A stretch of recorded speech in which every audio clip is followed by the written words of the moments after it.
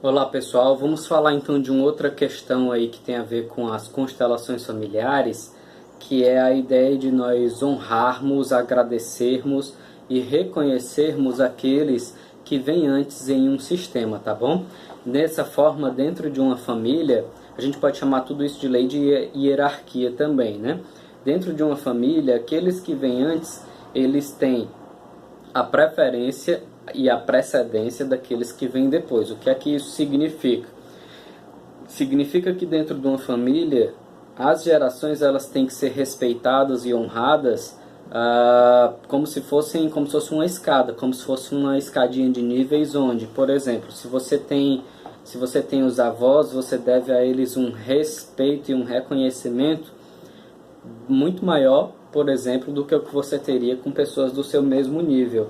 Do mesmo jeito, quando a gente tem uma relação com nossos pais, nós devemos a eles esse processo de honra, de respeito e de reconhecimento por eles serem nossos pais, mesmo que esses pais eles tenham sido verdadeiramente pais, tenham assumido esse lugar de pais, ou ainda que eles só tenham nos dado a vida, tá bom? Então muitas pessoas têm a ideia de que essa pessoa não é minha mãe, é minha genitora, ou não é meu pai, é só meu genitor, né?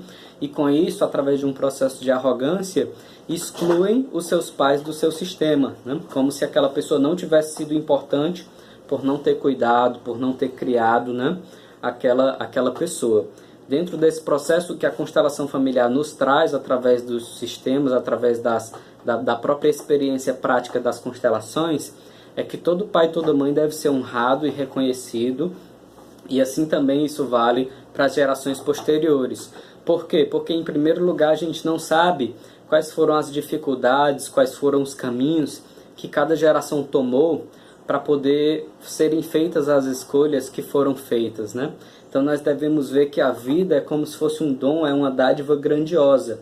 E é só através da vida que nós podemos, digamos assim, viver a nossa experiência de crescimento, de aprendizado, de evolução, de experimentação de tudo aquilo que a vida tem a oferecer. Então, nesse sentido, nós devemos, em primeiro lugar, quem nos deu a vida.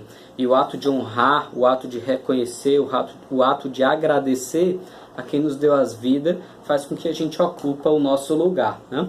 Então, muitos adoecimentos são presenciados dentro dessa visão sistêmica devido ao não reconhecimento dessa lei do equilíbrio.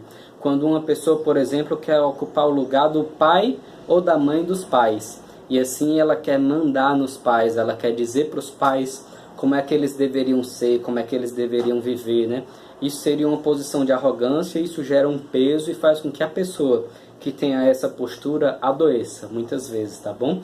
Então a constelação familiar vai atuar no sentido de ocorrer um reconhecimento de que nós não devemos ocupar esse lugar, devemos sim ocupar o nosso próprio lugar e assim nós vivemos com mais saúde e equilíbrio. Nas relações, por exemplo, quando a gente tem relação entre irmãos, entre primos de mesma geração, ou nas relações de casal, também a gente tem que perceber que essas relações ocorrem no mesmo plano. É como se eu estivesse dizendo assim, né? Irmão não pode mandar em irmão, casal não pode mandar em casal. Por quê?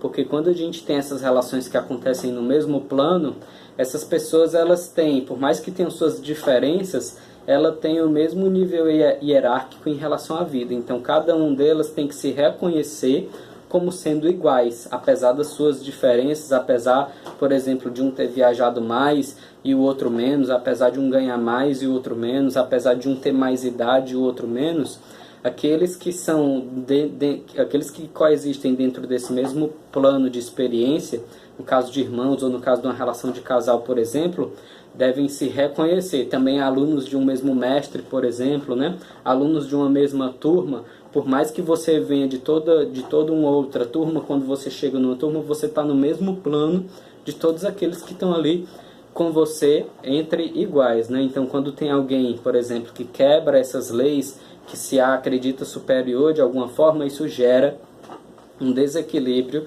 naquele sistema, isso vai ter consequências também, tá bom? Para aquela pessoa que quebra esse equilíbrio. Então, nós devemos reconhecer o nosso lugar, e no nosso lugar a gente ganha força para viver o nosso destino, para viver a nossa função na vida, para ter mais consciência de quem nós somos, para ter mais autoconhecimento, Quando nós saímos do nosso lugar, fica mais difícil esse processo de autoconhecimento e de autorreconhecimento, e fica mais fácil a gente pegar um adoecimento por estar numa função de desequilíbrio. Nesse sentido, a gente vê muito, né, crianças pequenas que invertem a relação com os pais e querem mandar nos pais, né? E a gente tenta conscientizar aí os familiares, os adultos, de ocuparem dentro de uma casa o seu lugar de adultos e colocar a criança no seu lugar de criança, pois isso geraria realmente mais saúde, mais equilíbrio para todo aquele sistema familiar, tá bom? Nesse sentido, as decisões também devem ser tomadas pelos adultos e não pelas crianças, né?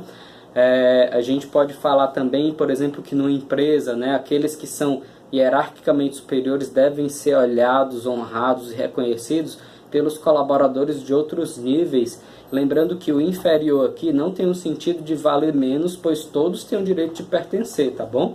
Mas é reconhecer que aquela pessoa que é superior a você, ela ocupa um lugar que pode ser ocupado até por você em outro momento, quando pela lei daquele sistema você ocupar aquele lugar, né? Vamos supor, num time de futebol, onde a faixa de capitão ela muda entre cada um dos jogadores, né? Mas aquele jogador que é mais experiente, que realmente consegue ter um comando e um respeito maior dos outros, ele acaba recebendo aquela faixa de capitão como um reconhecimento da sua liderança, como um reconhecimento do seu nível diferenciado, digamos assim, né?